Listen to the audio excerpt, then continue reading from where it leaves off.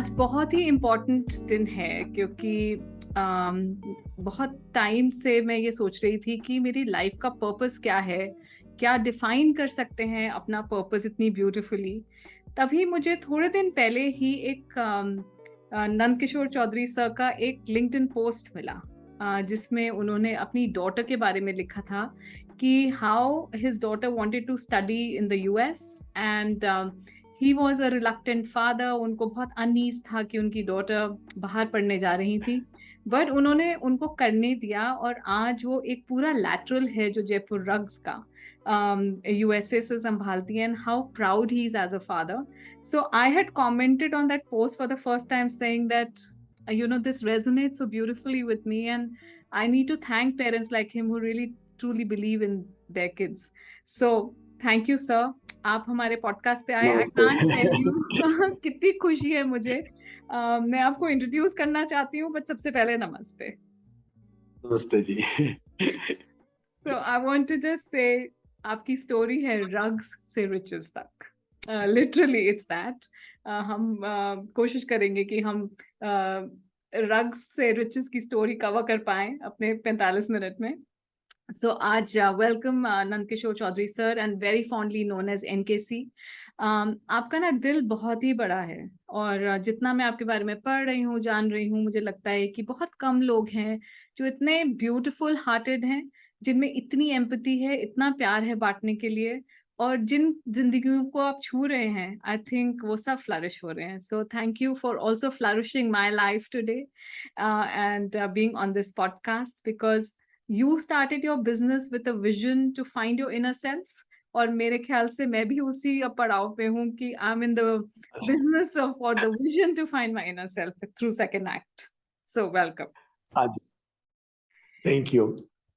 So रग से riches की स्टोरी को अगर कंप्रेस करके जानना चाहूँ मैं, ऑफ कोर्स आई नो कि बहुत साल पहले आपने you were the rebel at home, और आपके पेरेंट्स बिल्कुल आपको सपोर्ट नहीं कर रहे थे in the journey that you wanted to be in. तो वहां से लेकर now managing your kids and their emotions, क्या चेंज देखते हैं हम? देखिए, जो सबसे बड़ा जो चेंज है, जैसे जैसे मतलब बिजनेस में ग्रोथ आती चली गई, और जैसे जैसे मतलब समय बदलता चला गया, क्योंकि 44 साल पहले जब मैंने शुरू किया था, तब मोबाइल फोन तो दूर की बात है, लैंडलाइन भी नहीं हुआ करते थे. फोन करने के लिए पोस्ट ऑफिस में जाके लंबी लाइन में खड़ा खड़ा होना पड़ता था. हाँ जी. तो मैंने देखा कि जो समय में जो समय के हिसाब से जो चेंजेस आते चले गए, उस तरह मैं अपने आप को बदलता चला गया. बहुत बढ़िया. और हर जब बच्चे बिजनेस में आए, उनके पास एक ग्लोबल एक्सपोजर था, एक ग्लोबल समझ थी. बिल्कुल. और मैं तो एक गांव से आया था, काम भी गांव के अंदर ही करता था. तो उन बच्चों से भी मैंने खूब खूब सीखा. तो शुरू से लेके अब तक जो सबसे बड़ी बदलाव आई है, वो बदलाव मेरे अंदर आई है. और इसीलिए दुनिया में जितने भी जो चेंजेस आ रहे हैं, उस चेंजेस को हम लोग आत्मसात कर पाते हैं. बहुत बढ़िया. बट सर, उस टाइम जो हमारी अपब्रिंगिंग थी, मैं तो अपनी अपब्रिंगिंग की बात भी करती हूँ, पर आप तो उससे भी पहले के हैं, तो बहुत टफ था पेरेंट्स से. इवन उनकी बात ना सुनना वाज टर्म्ड एज कि मतलब you are the most horrible child of the house, कि आपने ऐसा हो ही नहीं सकता कि पेरेंट्स की बात ना सुनी जाए. वहां से लेकर आपने, you are known as the Gandhi of the carpet industry, literally, right? तो उस दौरान आप जो चेंज की बात कर रहे हैं, it's an unheard of word. Unlearning जिसके बारे में आप इतना बात करते हैं, आई थिंक मैंने जितने भी ब्लॉग्स पढ़े आपके, अनलर्निंग इतना ब्यूटीफुल टर्म आप यूज करते हैं कि कॉन्स्टेंटली अनलर्निंग. तो कैसे सीखा है आपने? देखिए, जब इस दो लूम से इस बिजनेस की शुरुआत की मैंने 44 साल पहले, तो घर वाले बोले कि ये तो सारे आप जिन लोगों के साथ काम करते हो, ये तो अनटचेबल अछूत जाति के लोग, हम इनको घर पे नहीं आने देंगे. मोहल्ले वाले बोले मोहल्ले में नहीं आने देंगे. जब किसी पार्टी में जाता था मैं चूरू शहर में, तो लोग हाथ मिलाने से इनकार कर दिया करते थे कि आप तो अनटचेबल लोगों के साथ काम करते हैं, तब मुझे समझ में आई कि एक आदमी की पहचान जाति से कैसी हो सकती है। एक आदमी की पहचान तो उसके कर्मों से होनी चाहिए। वाह, बहुत और अच्छा। ये भी समझ आया कि मैं जिस सोसाइटी का हिस्सा हूँ, जिस परिवार का हिस्सा हूँ, उसमें कितनी कितनी हिपोक्रेसी है। आदमी घर में कुछ और है, मंदिर में कुछ और है, ऑफिस में कुछ और है, अकेला होता है तो बिल्कुल और कुछ होता है। तो जैसे जैसे मुझे ये सारा हिपोक्रेसी समाज में, परिवार में दिखाई देने लगी, I started listening my self. वाह। मैं अपने आप पे भरोसा करता चला गया, अपने इंट्यूशन को सुनता चला गया, अपने आप को सुनता चला गया। तो जितनी भी जो बाधाएं थी, जितने जो चैलेंजेस थे, हम्म। वो फिर मुझे अपने काम से दूर नहीं कर पाए। तो आपकी 2 बेटियां हैं सर? नहीं, मेरे 3 बेटियां हैं। आपकी 2 3? बेटियां अमेरिका में है, एक बेटी मेरे साथ इंडिया में है। हाँ जी। अच्छा, ओके। क्योंकि मैंने 2 बेटियों के बारे में पोस्ट पढ़ा तो मुझे लगा शायद 2 बेटियां हैं। और उसमें से एक पोस्ट में आपने मेंशन किया था कि अ, आपकी जो छोटी बेटी हैं शायद उन्होंने चाहा कि जो आर्टिजन्स हैं, विमेन आर्टिजन्स हैं, उनको एक खुला माहौल दिया जाए उनकी क्रिएटिविटी के लिए, और एक हाँ प्रोडक्ट जी। आपने बनाया मन चाहा। एंड हाँ मुझे जी। लगा कि वो भी एक अगेन चेंज था जो आपने एक्सेप्ट किया, और आप अ, उस इमोशन में थे कि हाँ आने दें उस चीज को या नहीं, but I think you gave in, you know, and something beautiful came out of it. So ऐसे, मतलब how were you feeling at that time? Were you a person who didn't want to take the risk and gave in because of your daughter, yeah, you really wanted something like this to happen and you are a risk taking person? How was it? हाँ जी, मैं बताता हूँ इसी मन चाय की कैसे शुरुआत हुई। कि Hmm. जब वो मेरी बेटी अमेरिका से पढ़ लिख कर आई, तो मैं भी गांव में जाता था वीवर से मिलने के लिए, तो वो भी मेरे साथ जाया करती थी। उसको बड़ा शौक था Hmm. मेरे साथ गांव में जाने का। तो कई बार बोलती, एक दिन बोली पापा कि इसमें कुछ जो अपने वीवर महिलाएं हैं, ये तो मेरे से भी ज्यादा क्रिएटिव है। Hmm. तो मैंने उसको बोला, तुम्हारे से क्रिएटिव कैसे हो सकती है? मैंने तुम्हें अमेरिका में पढ़ाया है, इतना पैसा खर्च किया है, और ये महिलाएं तो प्राइमरी स्कूल भी पढ़ने नहीं गई है, तुम्हारे से क्रिएटिव कैसे हो सकती है? Hmm. लेकिन मुझे उस पे, बेटी पे बहुत ट्रस्ट था। Hmm. तो फिर मैंने उसको फ्रीडम दी। उसने फिर कुछ महिलाओं को चुना और उनको बोला कि आप अपने मन के पसंद जो डिजाइन है, आपके अंदर जो डिजाइन है, आपके अंदर जो चलता है, आपके आसपास में जो आप देखते हैं, उसको देखते हुए आप अपने कारपेट बनाइए। वाह, उसने उनको फ्रीडम दी। और आज मुझे बताते हुए खुशी हो रही है कि अभी तक इन महिलाओं के जो बने हुए कारपेट है, उनको 9 ग्लोबल अवार्ड मिल चुके हैं। वाओ, सो और नाइस, बिमला वंडरफुल। देवी, एक जो महिला है जो कभी प्राइमरी स्कूल तो दूर की बात है, अपने गांव के बाहर भी नहीं गई, हम्म। उसने अपनी डिजाइन का German design award gold category में जीता। और उस अवार्ड को लेने के लिए बेटी के साथ वो जर्मनी जर्मनी गई। Wow, so nice. मैंने एक में ये भी पढ़ा था कि आई थिंक एक और आपकी आर्टिजन थी, उन और आर्टिजन है रादर देन प्रेम देवी जी, जो स्पीकर बनी थी न्यूयॉर्क फैशन वीक के लिए, और हाँ जी। उन्होंने जाके अवार्ड भी लिया था। और तो वो कैसी फीलिंग थी, वो जब इतना बड़ा ट्रांजिशन आप देख रहे हैं लोगों की जिंदगी में, और कोई न्यूयॉर्क जा रहा है, कोई जर्मनी जा रहा है, और it's a dream, like it's really a dream for so many of us also. तो ये इतना ब्यूटीफुल ट्रांजिशन आप कैसे लाए, और मतलब उसकी स्टोरी क्या है? देखिए, यही नहीं, हमारे कितने सारे वीवर। अभी हमारी जो एक वीवर महिला है, शांति देवी, वो शाहरुख खान से भी मिली थी, उनके घर गई थी जब गौरी, अच्छा। मतलब वो गौरी से हमने पार्टनरशिप की थी। और अच्छा। ऐसे कितनी सारी महिलाएं जो गोवा, इंडिया के जो बड़े बड़े सिटीज है जहाँ पर एग्जीबिशन लगती है, वहां पर 4-5 दिन के लिए जाती है, कस्टमर से मिलती है। अरे वाह। तो देखिए, ये कैसे संभव हुआ, ये मैं थोड़ा बताना चाहूंगा आपको। हाँ बिल्कुल। कि जब से मैंने इस धंधे को शुरू किया, सब लोग मेरे को बोलते ये अछूत है, अनटचेबल है, आपके इनके साथ काम मत कीजिए। लेकिन मैंने देखा है कि ये भी मेरी तरह इंसान है। हम्म। भगवान किसी भी जाति भेद, आदमी औरत, पढ़ा लिखा बिना पढ़ा लिखा, गरीब अमीर, वाह। भगवान कभी उसमें भेद नहीं करता। ये सारे भेद आदमी ने बनाए हैं। तो बिल्कुल। मैंने इन सारी महिलाओं के अंदर एक इंसान देखा, और उनके अंदर वही कैपेबिलिटी है जो कैपेबिलिटी मेरे अंदर है। और जो मेरा इनके प्रति जो विश्वास था, इनके प्रति मेरा जो जुड़ाव था, लगाव था, एक दिन उन्होंने ये प्रूव करके दिखाया कि हम किसी से कम इस नहीं। दुनिया में कम नहीं है। बस एक मौका चाहिए हमको। बिल्कुल। सर मैंने ना आज एक बुक लॉन्च पे गई थी, या लॉन्च तो नहीं था, एक पैनल था जो नई बुक्स लिख रहे हैं स्पेशली एंटरप्रेन्योर्स, उनका एक पैनल था डिस्कशन का, जिसमें एक पैनलिस्ट ने बोला अ, कि जब आप बिजनेस करें, आप इमोशन से करें, बट इमोशनली इन्वॉल्व मत होइए अपने बिजनेस से। आप इस बात से सहमत हैं क्या? देखिए, इमोशंस के बिना इंसान नहीं हो सकता।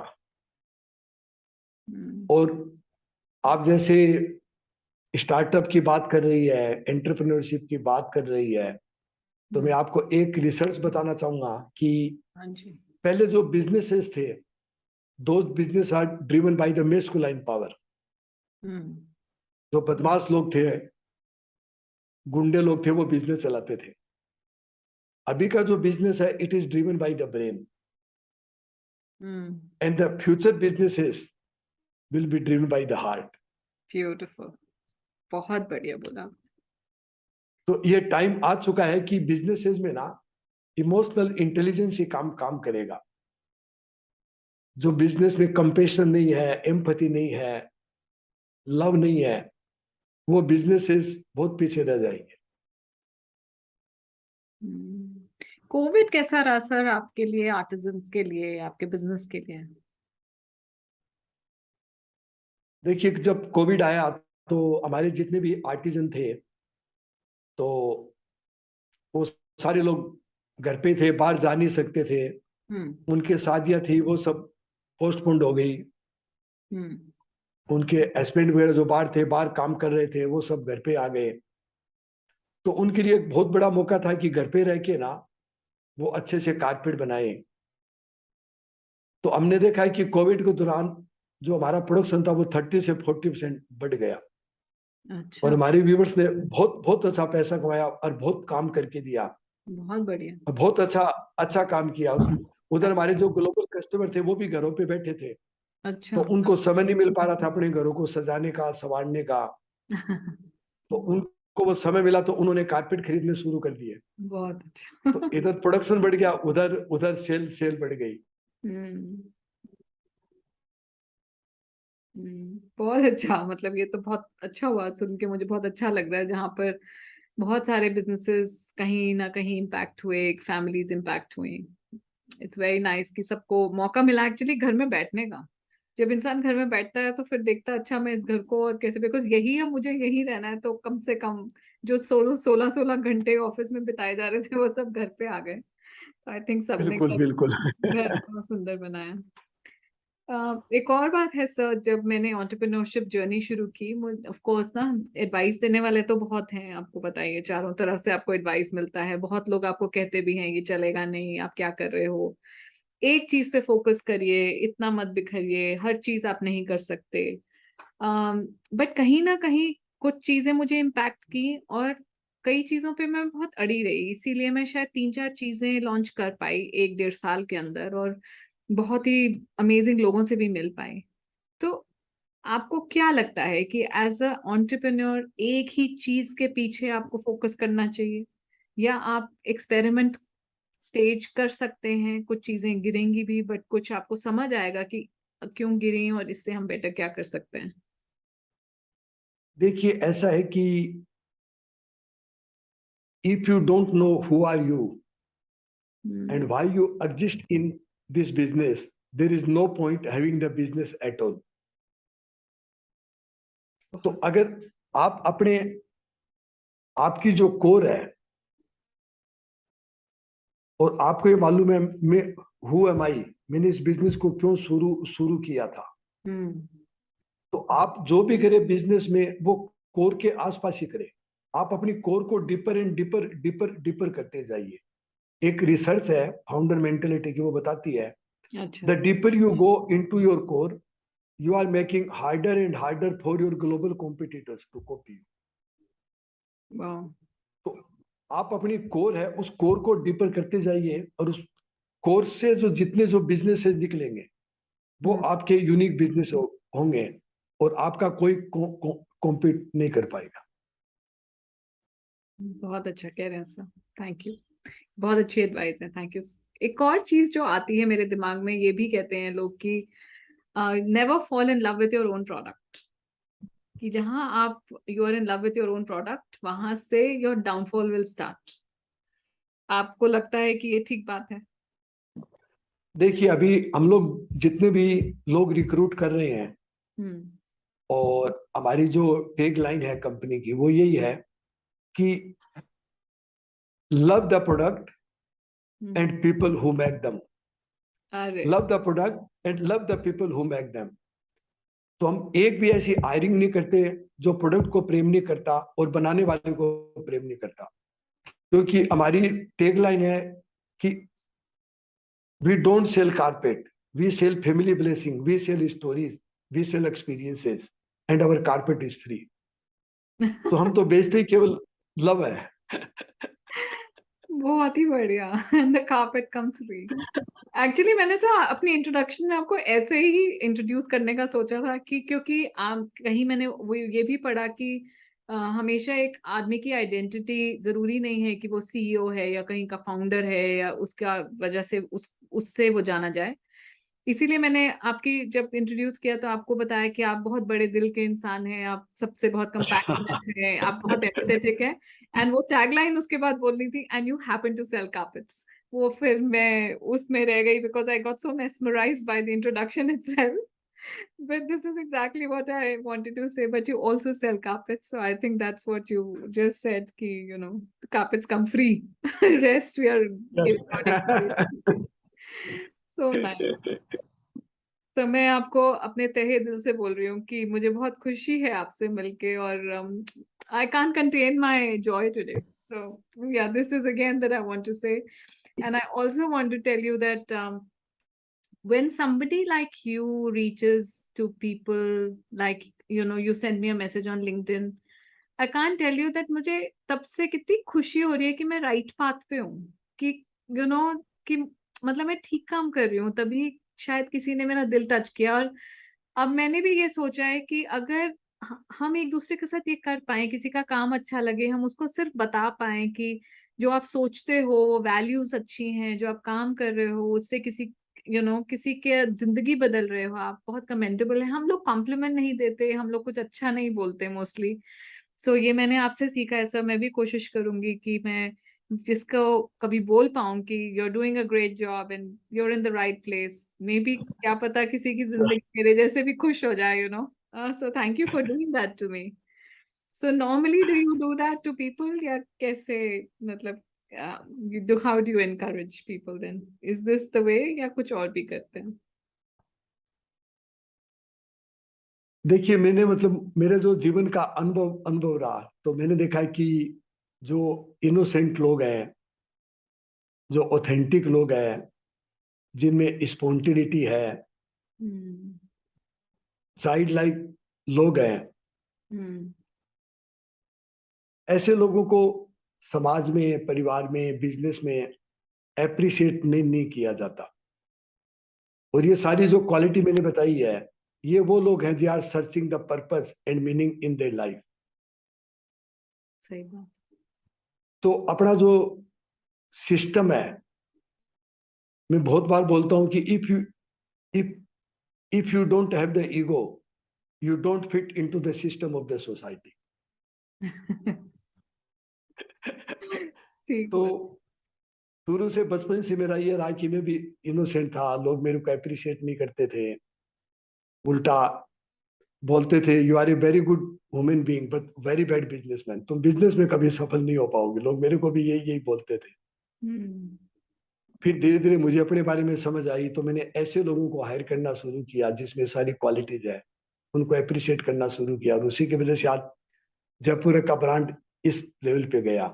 तो मुझे लगता है कि आने वाले समय में ना, अभी टेक्नोलॉजी का जमाना है, तो जिनके अंदर क्रिएटिविटी है, जिनमें एम्पैथी है, ये टेक्नोलॉजी रिप्लेस नहीं कर सकती। तो क्या आने वाला समय ऐसे ही लोगों का समय है। एक तरफ जहां टेक्नोलॉजी में रोज कुछ नई चीज देखने को मिलती है, कभी आर्टिफिशियल इंटेलिजेंस, कभी वर्चुअल रियलिटी, कभी ऑगमेंटेड रियलिटी।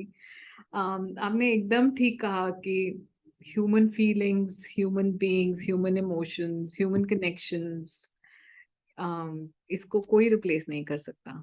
सो आप बिल्कुल। बहुत अच्छे, बट इतने अच्छे से आप कैसे समझ पाते हैं? जैसे आप बोल रहे हैं कि मैं उनको रिक्रूट करता हूँ जिनमें एम्पैथी है, जो जयपुर रग्स के फाउंडेशन के साथ या जयपुर रग्स के कल्चर के साथ मिलते हैं, आप उन्हीं को, तो आप कैसे जज करते हैं?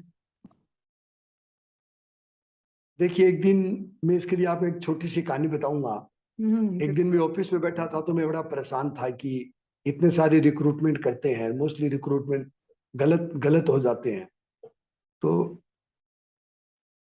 क्या ऐसा उपाय करें? तो मुझे एक इंटिस बनाया और मैंने एचआर के लोगों को बुलाया, बोला आज से एचआर डिपार्टमेंट का नाम चेंज कर दो। तो नया नाम हमने दिया कि सर्च फॉर डिवाइन सोल। ओह, कि वाह।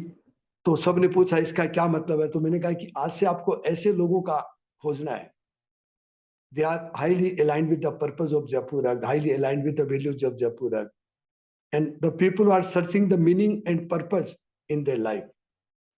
उसके अंदर स्किल्स कम ज्यादा होंगे तो उनको अपने डेवलप कर लेंगे।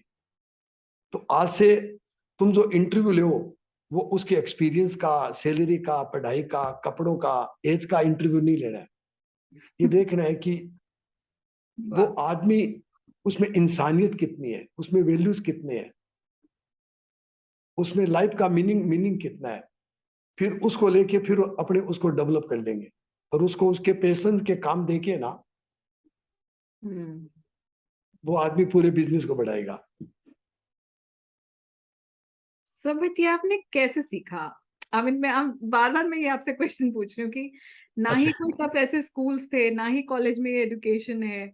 आप एकदम राइट टर्म्स यूज कर रहे हो, emotional intelligence, you know, looking for people who align with the vision, the mission, the values, so these are terms which in the modern directory are used very often, in organizations. आप जहां से school of thought से आते हैं, मुझे लगता नहीं ये terms were so familiar with you. So how are you educating yourself? आपने एक नॉलेज के बारे में भी बहुत बात की है कि knowledge the way it is used and can be used is very important also in Jaipur rugs. So कौन सिखाता है? कैसे सीख रहे हैं आप? कैसे लर्न करते हैं ये सब चीजें?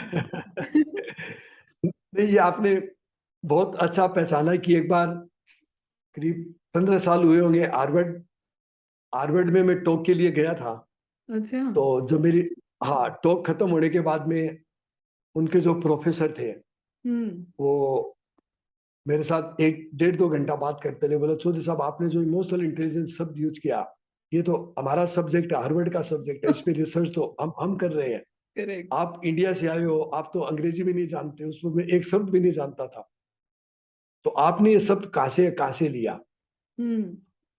तो मैंने कहा ये हार्वर्ड ने हमारे से कॉपी किया, हमने हार्वर्ड से कॉपी नहीं किया इसको। तो फिर वो बात करने लगे, बोले चौधरी साहब आप क्या क्या करते हो?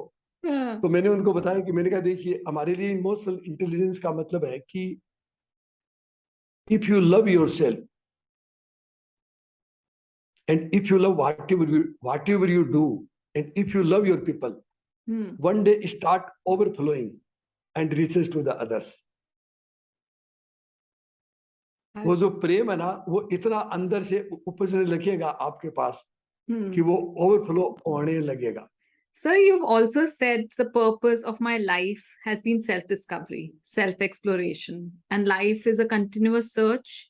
And जब हम अपने आप को डिस्कवर कर पाते हैं और अपने पर्पस को सरेंडर कर पाते हैं, that's when you find a bigger you, या आपने अपने आप को जाना, और लिटरली लाइक आप इमोशनल इंटेलिजेंस की बात कर रहे थे। सो आई थिंक इसी सोच से सेकेंड एक्ट का जन्म हुआ है। And अच्छा जी। literally, I'm finding my purpose, I'm discovering myself every day.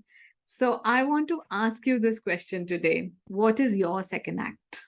What is that higher purpose? What is the bigger meaning in your life? आप जब बिस्तर से उठते हैं तो किस लिए उठते हैं?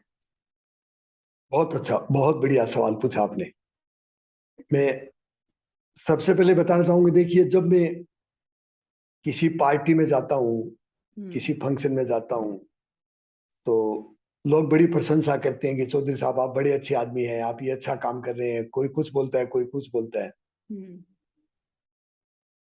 लेकिन उस वक्त मुझे ये मालूम रहता है कि everybody knows about me, but nobody know me. बहुत अच्छा बोला। इतनी बड़ी भीड़ में भी आज मैं अकेला हूं। तो मुझे समझ में आया कि मैंने जो अपने जीवन में पैसा कमाया, इतना नाम कमाया, उसके बियॉन्ड भी कुछ है।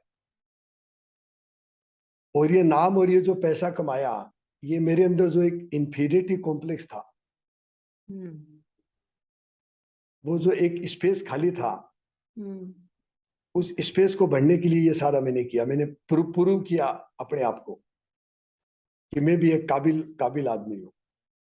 लेकिन जो असली जीवन की जो शुरुआत होती है, वो उसके बियॉन्ड शुरू होती है।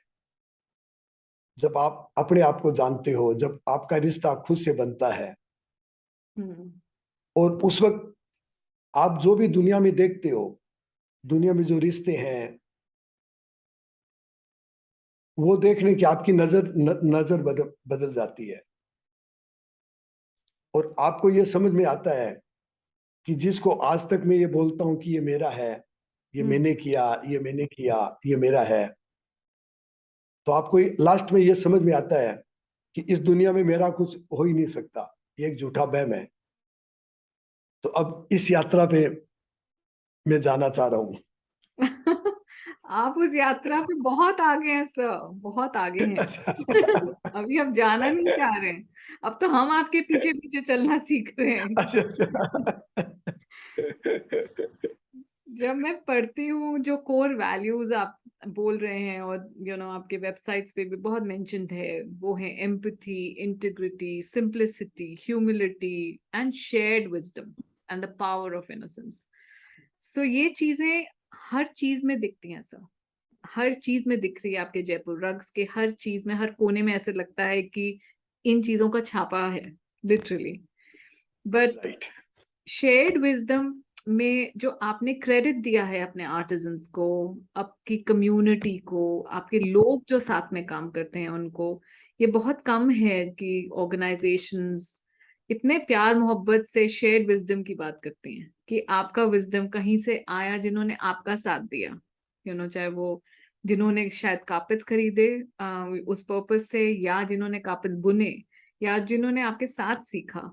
सो ये शेयर्ड विजडम का, the feeling of shared wisdom, and to give back, also give credit, I think this is something commendable you're doing, which normally there's so much to learn from here. So आप बताइए कितनी बड़ी community है ये आपके जयपुर रक्स की? How many artisans work with you right now? देखिए हम लोग करीब 40,000 आर्टिजन से जुड़े हुए हैं। अच्छा। और ये जिसमें करीब 85% महिलाएं हैं। और ये सारे आर्टिजन अपने घरों पे ही बैठ के काम करते हैं। इनके घरों के अंदर ही हम सारा रॉ मटेरियल देते हैं, वहीं से बना हुआ कारपेट लेके आते हैं। सारा पेमेंट्स वगैरह भी उन्हीं के घरों पे होता है। अच्छा। तो एक महिला को अपने घर के बाहर आके कुछ करने की जरूरत नहीं होती। वो अपने घर का काम भी करेगी, घर भी संभालेगी, और अच्छा खासा पैसा भी कमाएगी। सो आप जैसे इनके साथ बंधे हुए हैं इतने सालों से, आपने इनमें क्या चेंज देखा जयपुर रग्स के एसोसिएशन से? हाँ जी, ये बड़ा अच्छा सवाल है। देखिए अभी 2019 में एक किताब आई जो राज सिसोदिया ने लिखी थी। उस किताब का नाम था द हीलिंग ऑर्गेनाइजेशन। अच्छा। How a business can heal the society, heal the customer. Oh healing. अच्छा। पूरे वर्ल्ड से उन्होंने 25 केस स्टडी ली। तो जो उनकी पहली केस स्टडी किताब में वो जयपुर की है। हाँ, मैंने पढ़ा उसके बारे में। टू बी ऑनेस्ट, मैं उससे पूछने ही वाली थी आपसे कि ये टर्म अगेन, हीलिंग ऑर्गेनाइजेशन, मतलब इतना, मतलब टर्म पढ़ते ही लगता है कि माय गॉड, इसमें सोल है, इसमें आत्मा बसी हुई है, हील कर रही है वो लोगों को। सो आई थिंक इट्स कमेंडेबल कि आपने ऐसी ऑर्गेनाइजेशन बना पाए, यू नो। तो उन्होंने उसमें ये लिखा है कि एक बिजनेस के माध्यम से हाँ जी। एक इंसान की जिंदगी को कैसे चेंज चेंज किया जा सकता है।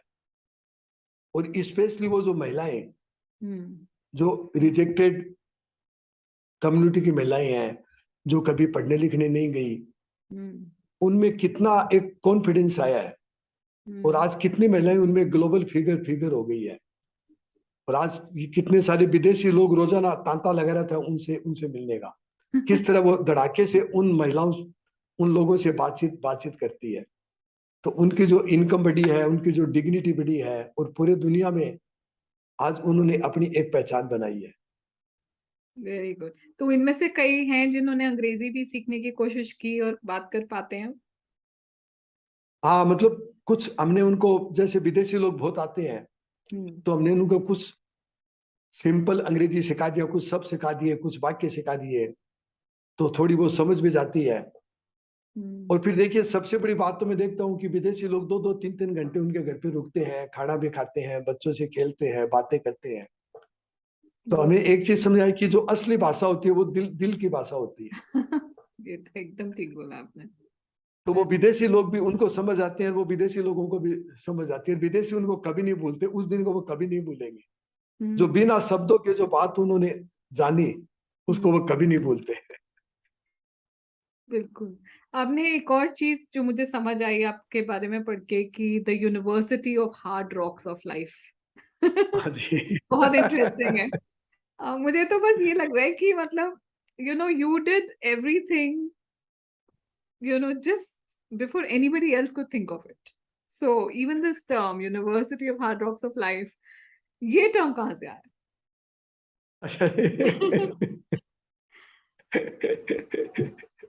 देखिए, मैंने देखा है कि नॉलेज है ना, हम्म। नॉलेज इंसान की सबसे बड़ी बाधा है।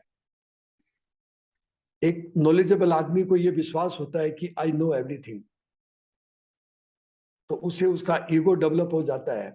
और ईगो डेवलप हो गया तो ही बिकेम ब्लाइंड, उसने देखना, उसको दिखाई देना बंद हो गया। तो बिल्कुल। जब तक, मुझे बचपन से ये समझ थी कि जब तक खुद हाथ गंदे नहीं करोगे आप, हम्म। जब तक आप एक काम की खुद अंडरस्टैंडिंग डेवलप नहीं करोगे, लोगों के साथ काम नहीं करोगे, उनसे जुड़ोगे नहीं, हम्म। एक एक चीज को आप खुद सीखोगे नहीं, हम्म।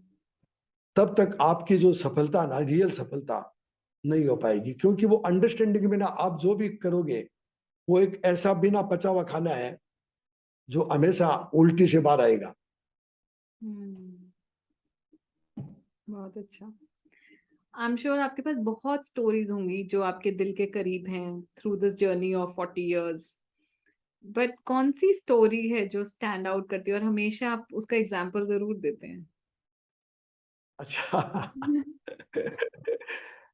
देखिए, वैसे तो बहुत हजारों स्टोरियां हैं, हाँ। वही लेकिन बोल एक रही स्टोरी जो मैं ज्यादातर सबको बताता हूँ, मुझे बार बार याद आती है, कि एक बार मैं राजस्थान के किसी गांव में गया था। हूँ। तो एक सरपंच थे, काफी नामी सरपंच थे उस गांव के, तो उनके घर पे लूमें चल रही थी। हम्म। तो वहां पर 3-4 लूमें लगी थी, तो मैं सारी व्यूवर से बातचीत कर रहा था। तो बातचीत में वहीं पर पत्थर पड़े थे, मतलब, तो उनके ऊपर मैं बैठ गया। तो मैं तो व्यूवरों से बात कर रहा था, मैंने देखा 15-20 मिनट, आधे घंटे बाद करीब 40-50 लोग इकट्ठे हो गए। हम्म। जब मैंने पीछे मुड़ के देखा, मैंने कहा इतने सारे लोग कहाँ से आ गए। हम्म। मैं थोड़ा डरा भी, मैंने कहा ये भीड़ भीड़ कैसे आ गई अचानक। हाँ। फिर मैं खड़ा हुआ, मैंने सबको नमस्ते की। हम्म। तो फिर वो मेरे सरपंच को पूछा, मैंने कहा भाई ये लोग क्यों आए हैं। हम्म। तो बोला, चौधरी साहब मैंने इन लोगों को बुलाया है। मैंने कहा किस लिए। हम्म। बोला इसलिए कि देखो, आज एक इतनी बड़ी कंपनी का मालिक हमारे घर पे आके एक पत्थर पे नीचे बैठा है, मतलब जो गांव के लोग भी ऐसी जगह बैठने से शर्म करते हैं। हम्म। तो मैं इनको दिखाना दिखाना चाहता हूँ। अरे वाह। वाह। बहुत बढ़िया। तो ये बताएं कि सोशल एंटरप्रेन्योरशिप जिसकी रियली आपने हर सीढ़ी पे काम किया है, और आई थिंक अगर कोई एग्जाम्पल है of the best social entrepreneur, I think I will give it to you. चारों तरफ सोशल एंटरप्रेन्योर्स हैं, चारों तरफ। बिकॉज मैं ऑफ कोर्स इस फील्ड में आई इन माय सेकंड एक्ट, क्योंकि मुझे वाकई कुछ इम्पैक्ट का काम करना था और मुझे बहुत अपॉर्चुनिटी मिली पिंक टॉयलेट के थ्रू। मैं यूथ के साथ बहुत काम कर रही हूँ, मैंने पेडल ऑन करके ट्रस्ट खोला अब। बट मुझे एक अच्छा सोशल एंटरप्रेन्योर बनने के लिए अगर आपकी लाइफ से कुछ सीखना है तो मैं क्या सीख सकती हूँ? देखिए, वैसे तो मेरे हिसाब से जो सोशल एंटरप्रेन्योरशिप की रियल परिभाषा है, वो परिभाषा यही है कि एक बिजनेस सोसाइटी के बिना हो कैसे सकता है। बिल्कुल ठीक बात। अगर सोसाइटी शामिल नहीं है उस बिजनेस में, तो वो बिजनेस में नहीं समझता कि वो बिजनेस बिजनेस होगा। तो आपने अपने बारे में पूछा, वो ये है कि हार्ट टू हार्ट कनेक्शन। आप सोसाइटी में जहां भी जाएं, उन लोगों से एकदम हार्ट टू हार्ट कनेक्शन बनाइए। क्योंकि देखिए, अभी कुछ दिन पहले एक काफी सरकार की पॉलिसी पर को इन्फ्लुएंस करने वाले काफी पहुंचे हुए एक आदमी बंगलोर से आए थे हमारे पास, और वो विलेज में देखने के लिए गए, कुछ सरकार की पॉलिसी को इन्फ्लुएंस करना चाहते हैं उसके लिए वो आए थे। तो जब वो वहां से गांव से आके मेरे को बोले कि चौधरी साहब, ये जो आपने हार्ट टू हार्ट कनेक्शन बनाया है सोसाइटी में, नोबडी कैन रिप्लिकेट। तो ये इतनी गहरी चीज है कि आप हार्ट टू हार्ट कनेक्शन बनाइए, फिर आपका सोशल एंटरप्रेन्योरशिप अपने आप बन जाएगा। हाँ जी, दिल से ही काम कर रही हूँ एंड थैंक यू। मैं ये एकदम ध्यान रखूंगी कि मैं कहीं वेवर ना हो जाऊं अपने पाथ से। अभी तक तो कोशिश तो यही है कि बहुत ऑथेंटिक वे में उनके साथ जुड़ पाऊं। और I think with blessings and love from people like you, I'm sure that the entrepreneurs like us can really do some good work and connect at a grassroots level. So ये there is so much to ask still. मुझे ये है कि कुछ life learnings हैं जो आपके साथ हमेशा जुड़ी हैं, लाइक कि अगर मैं बोलूं कि 3 लाइफ लर्निंग्स अगर आप बता पाए कि क्या सीखा आपने अपनी इस लाइफ के साथ जो हमेशा आपको अब यू रिमाइंड योरसेल्फ, क्या चीजें हैं?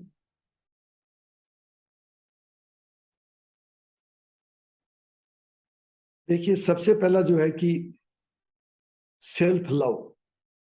हम्म। सेल्फ लव से सेल्फ वर्थ आती है, और जब सेल्फ लव नहीं होता तो इंफीरियरिटी कॉम्प्लेक्स होता है, और अपने दूसरे को देख के चलते हैं। तो सबसे पहले मैं बताऊंगा कि सेल्फ लव। दूसरा ये है कि अपने एक पोजीशन पे आने के बाद में एक पहचान पहचान बना लेते हैं, एक आइडेंटिटी बना लेते हैं, and that converted into the ego. बिल्कुल। तो वो आइडेंटिटी नहीं नहीं बनाए, अपने जो है उस ऑथेंटिक ढंग में रहे, कोई बाहर से आइडेंटिटी क्रिएट नहीं करे। वाह। और तीसरा मैंने आपको बताया कि हार्ट टू हार्ट कनेक्शन। आप जिनसे भी मिले, जिनसे भी बात करें, आपका दिमाग नहीं, आपका हार्ट बोलना चाहिए, और आप उनसे उनको भी बोलिए कि देखिए, मैं एक ऐसा आदमी हूं कि आप भी अपने हार्ट से बात कीजिए। और अगर आप दिमाग से बात करेंगे मेरे से, तो शायद अपने दोनों का समय समय वेस्ट होगा। बहुत मूल्य। It's very precious what you're doing. Thank you for sharing this. So मेरा भी सेक्शन आपने वो देखा है कॉफी विद करण कभी? हाँ जी। उसमें वो रैपिड फायर राउंड होता है, तो मैंने सोचा कुछ और जानने के लिए इंटरेस्टिंग वे में एक रैपिड फायर कर सकें आपके साथ। और उसमें मैं आपसे कुछ क्वेश्चंस पूछूंगी जिसका आप जितना छोटा आंसर दे सकें, दैट बी ठीक है। ग्रेट। ठीक है। सो आप अपने फ्री वक्त में क्या करते हैं? What do you do in your free time? देखिए, मोस्टली फ्री टाइम जब मेरे को मिलता है, तो मोस्टली मैं इंट्रोस्पेक्शन करता हूं कि अभी मैं जो कर रहा हूं, मैं कितना होश में हूं,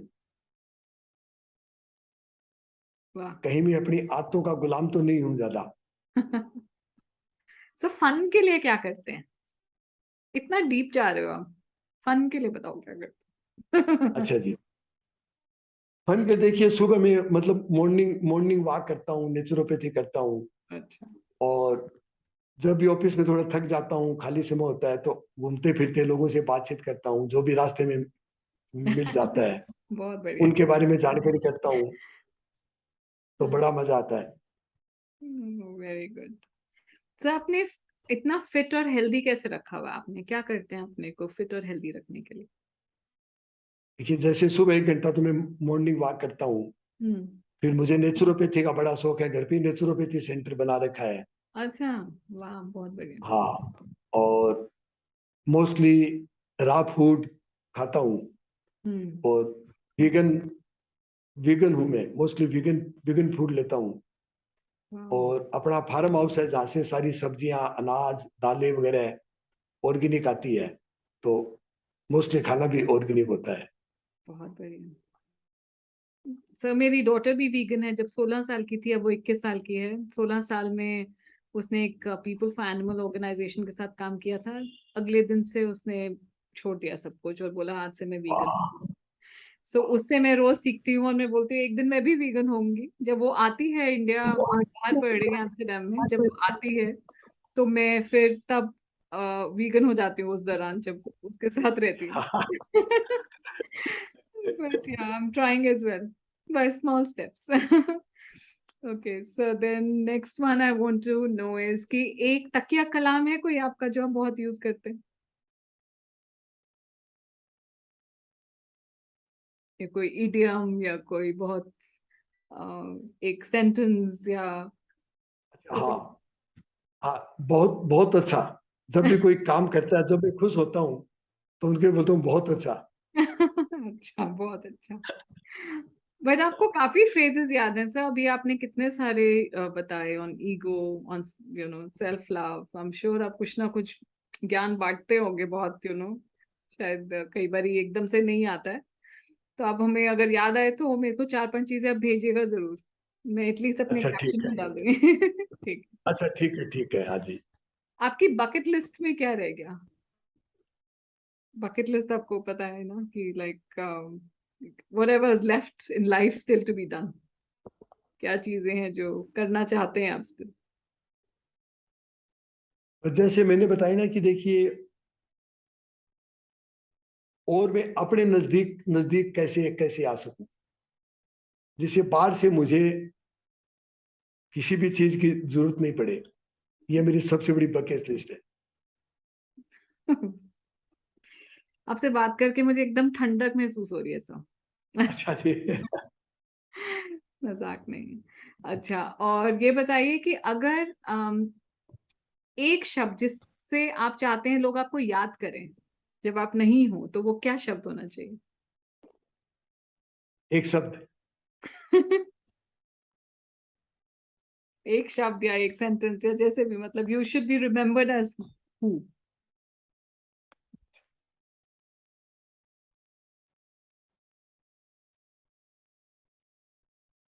मतलब एक आदमी जिसने अपनी पहचान पहचान नहीं बनाई, या अपनी पहचान को मिटाया। अरे वाह। बहुत बढ़िया। Okay sir, so last question मेरा है कि जो हमें देख पा रहे हैं और सुन पा रहे हैं, उनके लिए आप क्या बोलना चाहेंगे as the person that you have become? What can they बस लर्न फ्रॉम यू? मैं ये बोलना चाहूंगा कि love yourself and love whatever you do, and rest is taken care. Sir ये love yourself, self care, self worth, ये भी अभी के टर्म्स हैं सर। हम इन पे वर्कशॉप्स करते हैं। ये शब्द कुछ साल पहले तक नहीं थे। तो आपने कोई ऐसी बुक है जो आपके बहुत दिल के करीब है, या वो कोई? किताब है ओटो सामर की एक किताब है, थ्योरी यू। अच्छा, हाँ, करेक्ट। या, बहुत बढ़िया। सो थैंक यू सर। बहुत अच्छा, दिल की कनेक्शन से ये पॉडकास्ट था। I hope you fail the same. And जो पूछा बड़े दिल से पूछा, विदाउट एनी स्क्रिप्ट पूछा, और आपने एकदम ऑथेंटिकली जवाब दिया। आई थिंक ये प्लेटफॉर्म आपने उसको 4 चांद लगा दिए, यही कह सकती हूँ मैं। Thank you. तो अब हम स्लोली 100th पॉडकास्ट की तरफ बढ़ रहे हैं, and I really want to create this platform with authentic people, people who they really share their lives, ताकि किसी की स्टोरी सुन के कोई और इंस्पायर हो सके या मोटिवेट हो सके. I think that's really the idea of creating this platform. Thank you so much for being with me, and मैं जल्दी ही आपसे फिर से मिलूंगी, and आपसे और सीखने का मौका मिलेगा. So thank you for spreading knowledge, your joy, your experiences. And by the way, that you also sell carpets, that is free. अब मैं ये याद रखूंगी. So thank you so much. Thank you, नमस्ते। Namaste.